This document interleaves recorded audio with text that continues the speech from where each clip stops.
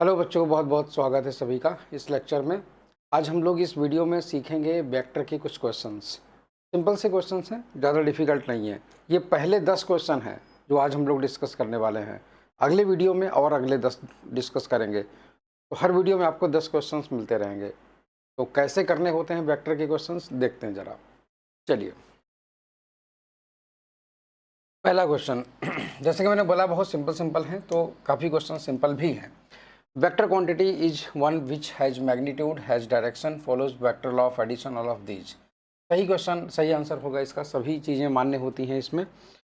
अगला क्वेश्चन देखिएगा, which is a vector quantity. इनमें से वेक्टर कौन सी है? Mass, length, electric current, angular momentum. No doubt angular momentum तुम्हारा एक वेक्टर क्वांटिटी है ना। तो इस तरीके से ये तुम्हारा एक वेक्टर क्वांटिटी है, ठीक है, इस तरीके से। तो ये तुम्हारा एंगुलर मोमेंटम एक वेक्टर क्वांटिटी सही आंसर हो जाता है। अब vector, a unit vector of a vector, किसी वेक्टर का यूनिट वेक्टर जो होता है वो तुम्हारा ए कैप इस तरीके से लिखा जाता है, vector A divide by vector A का मैग्नीट्यूड, है ना। ये हो जाता है has magnitude equal to 1 unit, is in the same plane, is having the same direction as of A, all of these. बिल्कुल सही बात है। जो यूनिट वेक्टर होता है उसका मैग्नीट्यूड 1 यूनिट होता है, सेम प्लेन में होता है जिसमें ए है, और सेम डायरेक्शन में होता है, दोनों चीज़ें सेम होती हैं। अब आते हैं अगला question, which of the following is valid. इनमें से क्या चीज़ वैलिड है? A vector A plus vector B equal to vector B plus vector A. No doubt ये बिल्कुल सही बात है, वैलिड है। ये वाला पॉइंट भी तुम्हारा वैलिड है ना। दो वेक्टर्स का सम चाहे ए प्लस बी लिखें या बी प्लस ए लिखें, ए प्लस ऑफ बी प्लस सी या ए प्लस बी और प्लस सी, तो ये भी तुम्हारा वैलिड है, ये भी सही है, ठीक है ना। A cross B is equal to mod of B cross A, ये मॉड लगा है इसलिए सही है। अगर मॉड ना होता तो फिर ये सही नहीं होता, क्योंकि A cross B is equal to minus B cross A होता है। याद रखिएगा, ए क्रॉस बी जो होता है इसके ये जो होता है ये माइनस बी क्रॉस ए होता है, माइनस में होता है ये। दोनों, इन दोनों के मैग्नीट्यूड बराबर होंगे बट डायरेक्शन दोनों की अपोजिट होती है, इसी वजह से यहाँ पर ये माइनस की तरफ आता है। मगर जब मॉड लगा दिया जाता है तो तीनों वैलिड हो जाते हैं, इसीलिए जो हमारा यहाँ पर आंसर हो जाता है वो हो जाता है ऑल ऑफ दीज, ठीक। चलिए, तो आगे की तरफ चलते हैं। पांचवा क्वेश्चन है, the resultant R of two vectors A and B has the relation R is equal to A square plus B square when the angle between A and B. देखो यहाँ से साफ झलक रहा है कि आर इज इक्वल टू, हम लोग जानते हैं कि दो वेक्टर्स का जो रिजल्टेंट होता है वो कुछ इस तरीके से होता है, A square plus B square plus 2ab cos theta. तो यहाँ पर क्या है कि ये वाला जो टर्म है ना, ये वाला टर्म तुम्हारा जीरो हो रहा है। तो ये वाला टर्म अगर तुम्हारा जीरो हो रहा है, इसका मतलब ये हो जाएगा कि ये इतने वैल्यू जीरो, इसका मतलब cos theta equal to zero, और इसका मतलब थीटा इक्वल टू 90 डिग्री। तो यहाँ से जो सही जवाब आ जाता है वो आ जाता है तुम्हारा ए 90 डिग्री, है ना। चलिए, तो आगे की तरफ चलते हैं। अगला क्वेश्चन देखिएगा, A is a vector with magnitude A, then the unit vector A in the direction of A. Obviously बात है कि ए का फॉर्मूला पूछा गया है यूनिट वेक्टर का, तो इसका जो सही जवाब होगा वो होगा वेक्टर ये, हाँ, वेक्टर का मैग्नीट्यूड, मतलब ऊपर वेक्टर अपॉन नीचे वेक्टर का मैग्नीट्यूड। तो ये तुम्हारा सही जवाब हो जाता है। जो ए कैप होता है वो होता है vector A upon vector A, ये, ठीक है, इतना। तो इस तरीके से डी पार्ट यहाँ हो गया। अगला क्वेश्चन देखिएगा, for vector C, vector C है जो कि ए क्रॉस बी है। अब जैसे पहली चीज़ समझिएगा जरा, जैसे ए क्रॉस बी, तो यहाँ पर मान लेते हैं ये वेक्टर तुम्हारा ए हो गया और ये हो गया तुम्हारा बी।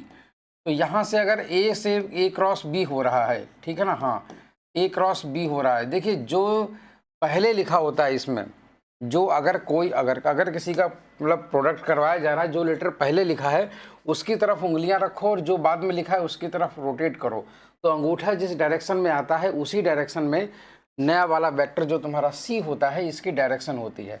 इसीलिए जो सी होता है, जैसे यहाँ पर ए क्रॉस बी, तो अंगूठा बाहर की तरफ आ रहा है, तो बाहर की तरफ आ रहा है अंगूठा, तो ये जो वेक्टर सी होगा ये ए से भी परपेंडिकुलर होगा और बी से भी परपेंडिकुलर होगा, दोनों से परपेंडिकुलर होगा।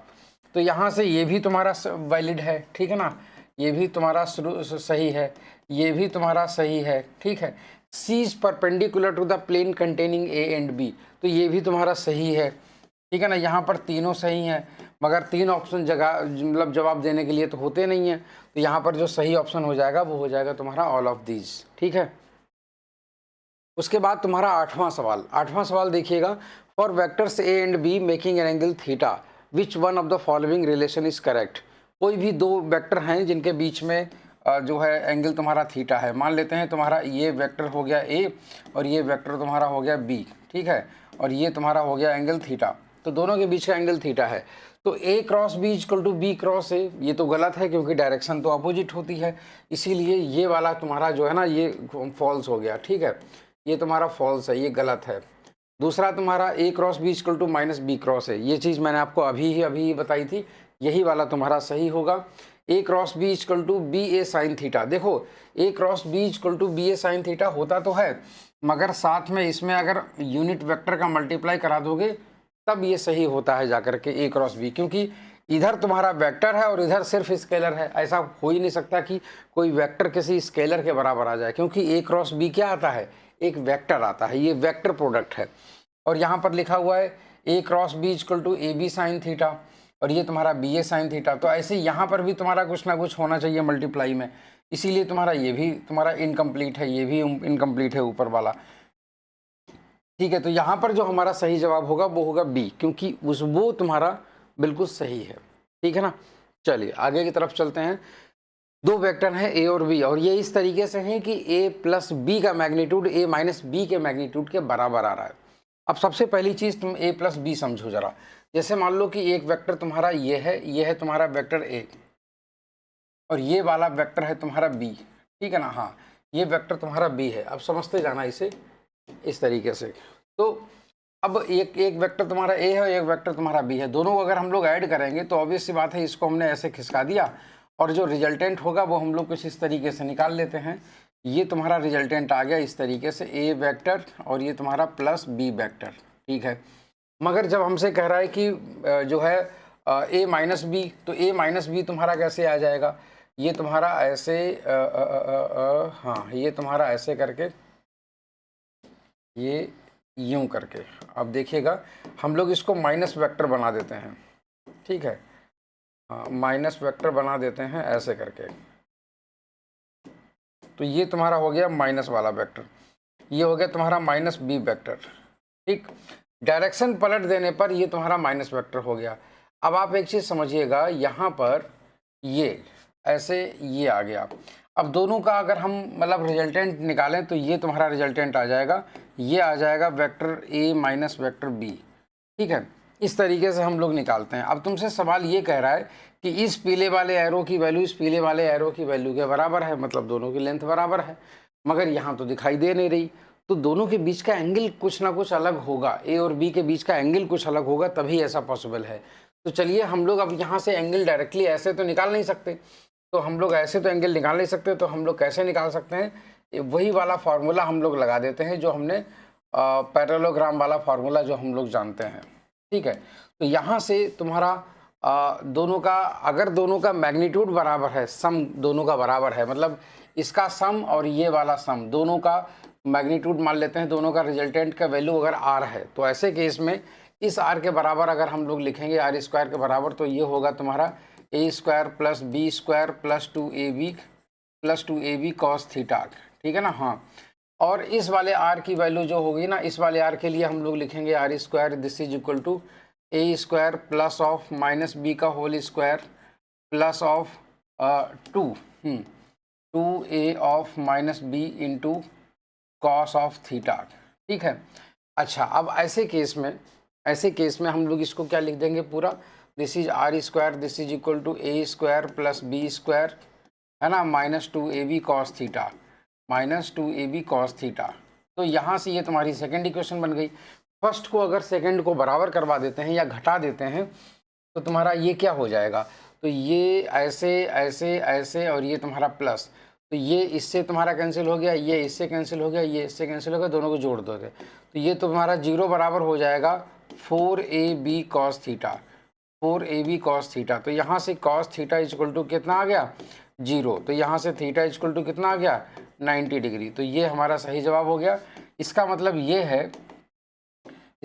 ये है कि जैसे अगर दोनों वेक्टर तुम्हारे, एक वेक्टर तुम्हारा बी हो गया ये, और एक वेक्टर तुम्हारा ये हो गया ए, अगर ये दोनों अगर एक दूसरे के 90 डिग्री पर है तभी ऐसा पॉसिबल हो सकता है, तभी ऐसा पॉसिबल हो सकता है। और बात भी बिल्कुल सही है। इस तरीके से इस तरीके से, हाँ, ये तुम्हारा जैसे मान लेते हैं यहाँ पर देख सकते हैं ऐसे करके। अब ऐसे केसेस में दोनों अगर परपेंडिकुलर हो ना, दोनों अगर परपेंडिकुलर हैं तो इसका रिजल्टेंट ऐसे करके ये जाएगा और इसका रिजल्टेंट ऐसे करके ये आएगा, और देखो दोनों की लेंथ आपस में बराबर निकलेगी। तो इसीलिए ये चीज़ सही हो जाती है। ये तुम्हारा a प्लस बी है, ये तुम्हारा a प्लस बी है, और ये वाला तुम्हारा a माइनस बी है। ठीक है, तो दोनों की लेंथ तुम्हारी एक दूसरे के बराबर आ जाती है, मतलब दोनों का मैग्नीट्यूड रिजल्टेंट का बराबर है। तो यहाँ से हमारा जो सही जवाब आ जाता है वो आ जाता है तुम्हारा सी पार्ट। ठीक है, चलिए तो आगे की तरफ चलते हैं। अगला क्वेश्चन देखते हैं, क्वेश्चन नंबर 10। क्वेश्चन नंबर 10 क्या है वो देख लेते हैं। दो वेक्टर हैं ए इक्वल टू इतना और बी इक्वल टू इतना, और ये दोनों एक दूसरे के परपेंडिकुलर हैं। समझिएगा, अगर ए और बी तुम्हारे दो अगर परपेंडिकुलर वेक्टर हैं, ठीक है, अगर वेक्टर ए और वेक्टर बी दोनों एक दूसरे के परपेंडिकुलर हैं तो दोनों का डॉट प्रोडक्ट क्या होगा, दोनों का डॉट प्रोडक्ट जो होगा वो तुम्हारा 0 होगा। ऐसा क्यों? ऐसा इसलिए क्योंकि हम लोग जानते हैं A dot B equal to क्या होता है, ए बी कॉस थीटा। तो अगर दोनों एक दूसरे के परपेंडिकुलर हैं तो यहाँ पर लिखेंगे ए बी कॉस 90, तो तुम्हारा ये चीज़ 0 हो जाती है। तो चलिए अब हम लोग डॉट करते हैं, ठीक है ना। अब हम लोग दोनों का डॉट प्रोडक्ट करवाते हैं। तो तुम्हारा ए कितना है, ए है तुम्हारा 2i, ठीक है ना, plus 3j, ai plus 3j plus 4k, ठीक है ना। हाँ, और डॉट हो गया, और डॉट हो गया i plus 2j minus nk, ठीक है ना, इक्वल टू 0। चलिए तो यहाँ पर हम लोग जानते हैं कि डॉट कैसे होता है। आई वाले का मल्टीप्लाई आई वाले कोफिशिएंट के साथ, इसका इसके साथ में 2, इसका इसके साथ में हो गया प्लस का 6, और इसका इसके साथ में हो गया -4n, और ये तुम्हारा कितना हो गया 0। तो यहाँ से ये हो गया 8 इक्वल टू हो गया 4n। तो यहाँ से n बराबर तुम्हारा कितना आ गया, 2 आ गया तुम्हारा। चलिए तो यहाँ से ये हमारा आंसर निकल आता है। ठीक है, तो ये बहुत ही छोटा सा वीडियो था और उम्मीद करता हूँ इस समझ में आ गया होगा। नहीं तो दोबारा देख लेना, किसने मना किया है, अपना ही है सब कुछ, है ना। तो ऐसा ही हम आपको अगला वीडियो लेके आएंगे जिसमें और भी 10 क्वेश्चन होंगे। तो सटा आप लोगों का इसमें जो है रिवीजन भी हो जाएगा और साथ में प्रैक्टिस भी हो जाएगी। Bye bye.